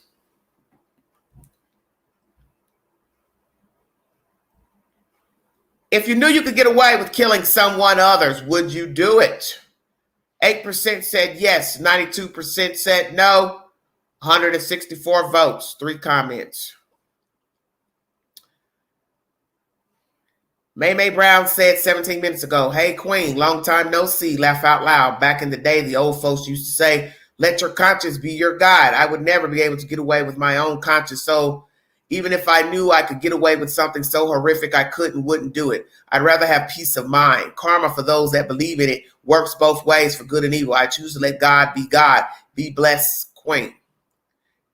Gigi says, I could never live with myself or take a life. And then Flip Flop says, wow, some people answered yes. Well, that's the whole purpose of the poll. 164 votes. 8% of you said yes, you would kill if you could get away with it. 92% of you said no. Next question. If you answered yes to my kill question, why didn't you follow through? And thanks for being honest and taking the poll. Here are the answers. Didn't want to go to jail, 36%. Realized it was wrong, 55%. Changed mind for whatever reason, 9%. Still want to exact harm, 0% out of 22 votes. One comment, Dragonfly. I had a great plan, though, laugh out loud. Ex-husband from 1983. I grew since then. Next question. My next live is about Andre Being, who killed his co-workers. Honestly speaking, have you ever contemplated killing anyone who angered, spited, betrayed you, or co-workers? Yes, 14%. No, 86%. 84 votes. Do you believe Andre Being was bullied at work and in his personal life? 19% of you said yes. 17% of you said no. And 63% of you said not sure out of 52 votes. 3 comments on this article. I think in his mind, he was being bullied on the lake, says that. Gigi says, I don't think he was picked on, burned out, and no recognition in his efforts. And Barb says perceived bullying. Was Walmart shooter Andre Being mentally ill? 53% of you said yes. 9% of you said no. 39% of you said not sure. 70 votes. That is the said information pertaining to the polls on my page. But what I find interesting is that at least 92% of you said you would not kill anyone even if you could get away with murder. 8% did say yes, they would kill if they could get away. Now imagine if this poll was given out to most Americans in the United States. Imagine the percentage of people that would say yes, they would kill if they could get away with it. If they knew, ironclad, no charges could be brought against them. I would think a lot of people will probably answer yes, due to the fact of how people act out violently on what they perceive was somebody doing something wrong to him or her. So I would say a majority of people would probably answer yes, due to how violently people have become, how people talk, how they act, how they treat one another.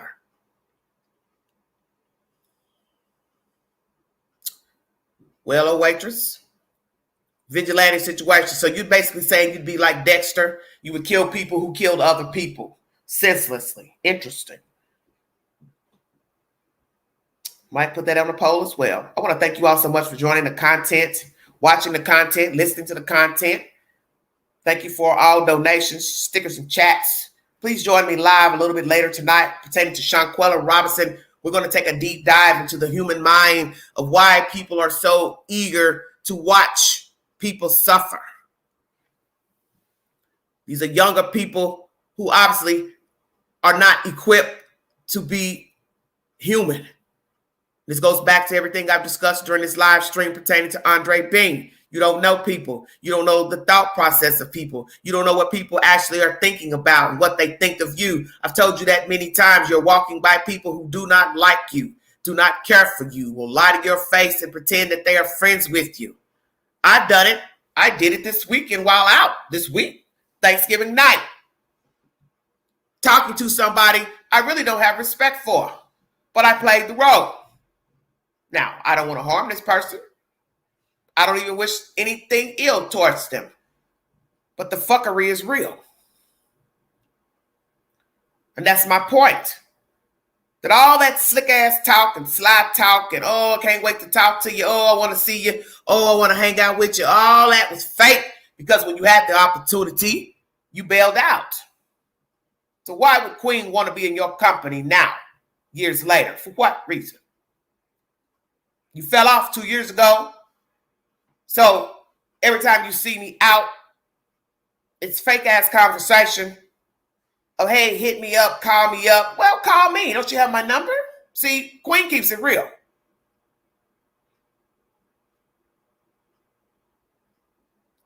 I'm the realest on the block. I give my testimony sometimes pertaining to things I'm going through and not going through, hypothetical situations, but I keep it real. The fuckery out here is real. I know how people act. I know how people behave. That's why I don't deal with a lot of people. Because I'm not about to become an Andre Bing if I can prevent it. And I've learned that the least people you deal with, you don't have to become an Andre Bing because you cut your losses and keep it moving. So you don't pop off and go off and hurt people. And God forbid, hurt yourself. But people are very fraudulent and fake. And some people get pushed easily to do things. I am one, as I just said. I just keep it moving, and I don't worry about what they're doing, what they're saying, the fake conversations, the slick-ass comments. Remove yourself, keep it moving. And that way, as I said, you don't become an Andre Bing, building up all these raw emotions and feeling fucked up by people. Because I deal with fake-ass people all the time. Today they like you, tomorrow they can't talk to you, can't answer the phone, play mind games, send, messages through other people, just stupid stuff that you shouldn't even have to be dealing with at 50 years of age. But that just goes to show you the mindset of others. You have to know when to fold, just ignore the people and keep it moving. See, Andre showed his hand that he was angry and bitter at the world and he popped off. I don't believe in giving these motherfuckers that latitude to know they have bothered me. That's what you have to do. It's not show your hand. Let them think you Gucci. Whether you are bothered or not, upset or not, mad or not, betrayed or not, don't let the enemy know you are perturbed. Because that's what he wants. Oh, I got her. Oops, I'm under her skin. I thought about a certain female who made me think of her as those girls who did that shit to Shanquella. I know somebody right now who, to me, is possibly like those people down there that watch the girl get beat up, likes to nitpick, portrays herself as a friendly person, but really she's not. She came to my mind in talking about Shanquella. Likes to nitpick every time she would see me out, as if I wouldn't be the type to pop off and beat the fuck out of her. Because I told myself, that's obviously what she wanted. I'm going to testify during this live. I'm going to keep it real. See, I could be Andre Bing. I could be on the news right now.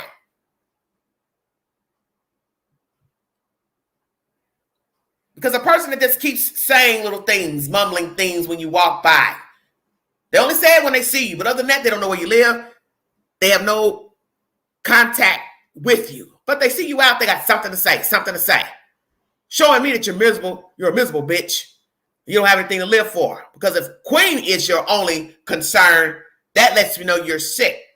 And I know she's sick because when I'm out, she has to be within feet of me. She's got to be near the Queen, which shows me this bitch is off.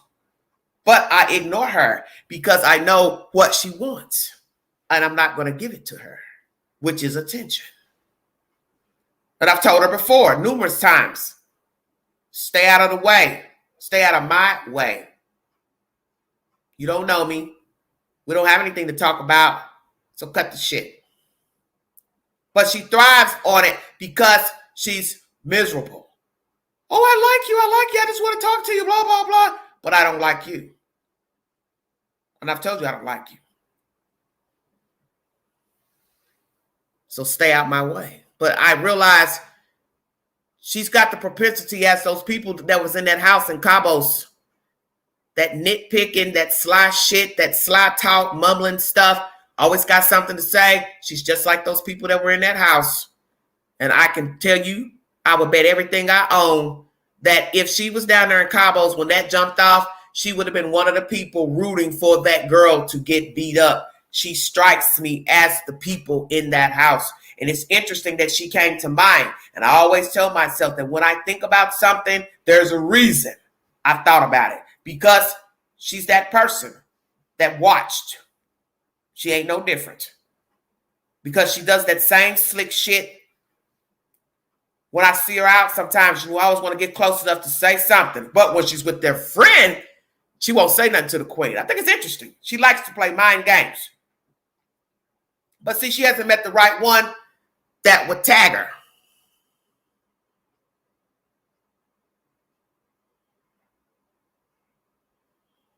See, she ain't met the person that would have knocked her down the first time she got in her face playing those mind games. Because I know women who will pop off and they would have given it to her. But Queen ain't going to jail for a mutt. Do you understand what I'm saying? I just ignore her because to me she is childish. And sadly, she's somebody's mother. Has nice children, but she don't need to be somebody's mother because she's very petty. And I always said that if I was to resume a friendship with this person, it would not be genuine because, one, I don't have respect for her as a person because there were things I saw about her last winter. Matter of fact, a week ago, a year ago this week, things about her I saw I didn't like. And her behavior became petty and childish via cell phone. And that's one thing I don't do is play with grown people on the cell phone. And when you start acting stupid and saying stupid stuff and sending silly emojis and shit, I don't want nothing to do with you, especially as a woman. I put up with a lot of bullshit dealing with men because if I like a man, you understand what I'm saying? I go the extra mile when really I shouldn't even be doing that. But with a woman, I'm not going to do that. And shouldn't be doing it with a man. But I don't play mind games with women because I don't like women in that way. So I don't have any reason to play those games with you. And this female strikes me as a person who would possibly been just like that group down there that watched their friend get beat up and did nothing. It's not about ghosting her, Dev. It's not about ghosting her. I don't have any dealings with the female.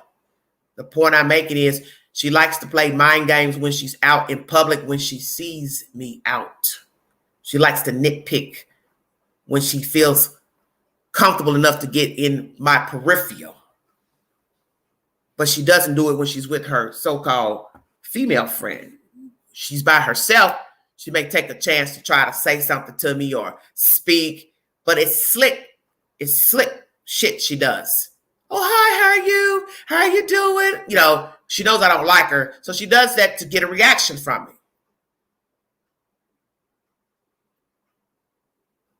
I don't have to ghost her. I'm not friends with her.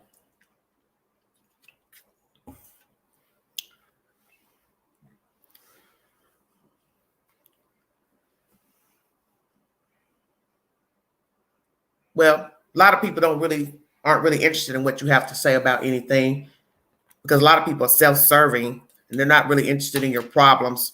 They're only interested when they have a problem. And I've noticed that with a lot of people that if you were to go to them and start talking about your problems, what bad day you had, they're really not interested in your financial situations, relationships with your family, man, woman, child, whatever. But the day that they have a problem, they want you to be all ears. A lot of people are like that. Well, Lil Deb, you also not listening to what I'm saying. It's live. That's been said already, dear. I just said she likes to play mind games. When she sees the queen out, she picks and chooses when she wants to play mind games. Doesn't matter if you tell her to stay away. You're not listening. She doesn't listen because she doesn't care. She gets a go out of playing mind games. Slick talk. Now, she saw me out Wednesday. She didn't say anything, but she made sure to be right near where I was sitting to hold a conversation with somebody who was sitting across from me at a table. And I asked that person when she walked off, I said, do you normally talk to her? Because I was just curious. I said, do you normally talk to her? She says, no. I said, yeah, she's just over here because she sees I'm sitting over here. It didn't bother me that she's talking to her. I knew what she was doing. She wants to be anywhere near the queen, which is she's got some sick fascination with me. Why? I don't know. But the bitch is off. That's why I said I don't play those kind of games with people. I know how sick people are. And I know somebody like her you could not trust. That's why she didn't know anything personal about me. I made sure that when I first met her, I treaded lightly in what I told her about myself because my better half always says, be careful when you first meet people. Don't start telling people things about you, what you're doing, because you don't know people. And she showed me right. She was not to be trusted. She has some type of sickness in her. to where she latches on to you as soon as she meets you. And if you're not the type that's answering your phone, responding at the time she thinks you should, then now she's got a problem with you. And my thing is, if you know a person is busy, such as what I do up here, if I say, well, I'm busy, I'm doing a live, blah, blah, blah, I'm in the bathroom, I'm taking a shower, I'm asleep, then respect the process. But when you start, making slick comments and emojis, I don't have nothing to do with you because you're letting me know that you're not mentally stable. And I don't play those kind of games with women. Well, and that's my point. She is creepy because she got too attached in first meeting me. And then she started acting, getting in her feelings because I wasn't answering the phone. And I thought, something's wrong with this chick. It's a difference if you've been talking to somebody a while and they stop answering your calls or responding. Then you might say, okay, they're acting funny. But that wasn't the situation. I just met her. Started talking to her rather. So when she started acting erratic in the messages, I just said, nah, I ain't got time for this. Too old. I ain't about to go around and round. Thereafter, every time she would see me, she'd have something to say. Making slick comments, mumbling shit. The past whole year, see me out, mumbling shit periodically. She see me out. She's got to make little slick comments. Got her people with her, eyeing me up and down, walking in a doorway to get into a club. I'm just like, what the hell's wrong with this chick? But see, this goes to show you don't know people. You don't know people. That's why you have to be careful talking to people, giving out your phone number, going to their house, taking them to your house, telling your business. You need to know who you're talking to. So that's why you don't share stuff with people when you first meet them. And that's my advice to you. That's the reason why I did this Shanquella video the other day, is because people need to know what kind of people are out here and who you're dealing with. We all can be petty at times, but are you genuinely a good person? That's the point. We all can be narcissists, petty. We can even act ignorant at times, but are you this way all the time? That's the issue. When you are a problem all the time, then I don't have no use for you. Because I'm not here to babysit anybody grown. I'm not here to teach anybody. I'm not your mother. I'm not your father. I'm not your babysitter. And I ain't about to be. That's just how the queen rocks. I don't do that crazy stuff. That's why I say to myself, 99.9% of the time, because I don't like friction. I don't like problems. And when I start hearing shit out your mouth that don't sound right, you're starting to get slick talk, you're starting to make out of the way comments, I don't want to deal with you. Because I've been and went off. And most people know how I get. If I get angry enough, I will cuss your ass out. And usually I don't have to do that because I just walk away. I just walk away. Thank you all for following the content. Well, she can't control how I feel about her. Right. I'm not going to give her any time because I don't have any use for her. She's not on my level. I don't care for her because I don't trust her. And when I don't trust you, there's nothing that we can have. And that's how I feel about everybody. When I realize I can't trust you, I don't want to deal with you. Like I said, I've done this back and forth with a man, which the rules should be the same even when dealing with a man. But, every relationship you treat differently. But there comes a point, even with a man, you have to say, I ain't getting ready to keep doing this with you either because you got jacked up ways that I don't have to tolerate. Your behavior is, off-putting or disgusting. So I treat you the same. Well, I don't let people come to my house either. And that's the start of a problem too. You start giving out addresses to strangers. I don't recommend it. You need to know people quite well before you start giving out your address and even your telephone number. And that's the one thing I do with people. Once I realize I can't trust you, I block and delete. You have no way to contact me. And by the grace of God, most of the people that I deal with or people I've dealt with, they don't even know my address. So I don't have to worry about them showing up, riding by, nothing. Because I don't even live in the general area where people can find me. I'm off the beaten path. And I like it like that.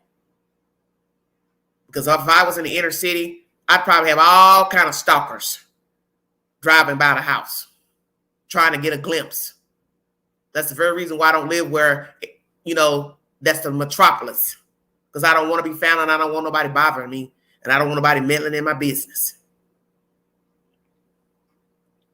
Well, and you have to be careful of your neighbors too. Because everybody's not your friend. And that is why I'm talking about Shanquella Robinson in the next live. It's because people need to hear how deviant people are and how easy you can get yourself caught up in a situation trusting people. And that's the thing about life. You do not know the day that people are going to betray you.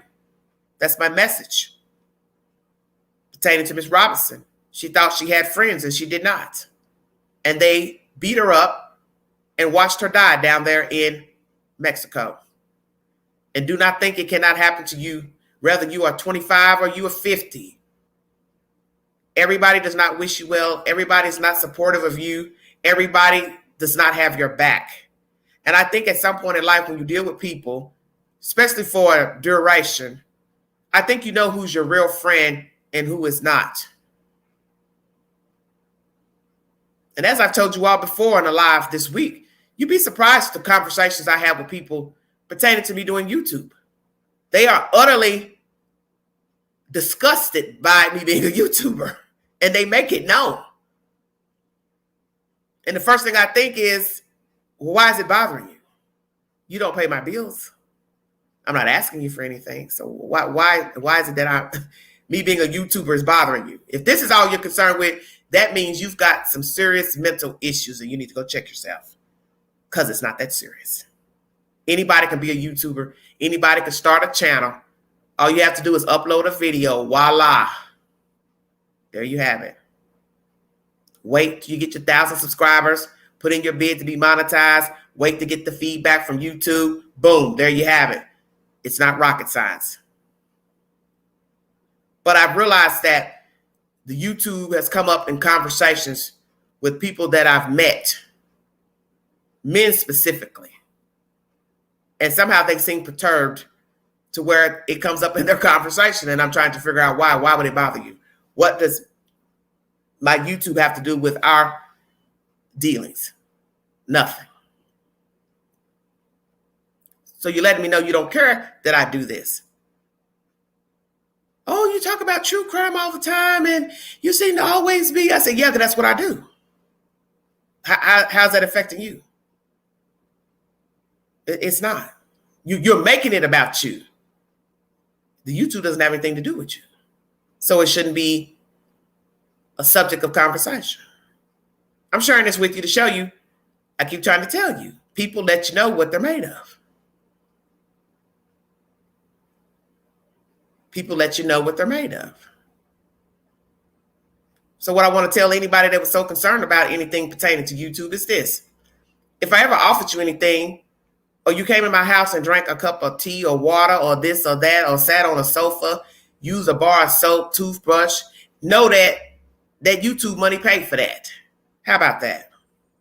And any other sources of income I have. So therefore, maybe you need to remove yourself. Oh, Queen can share a lot of stories with you.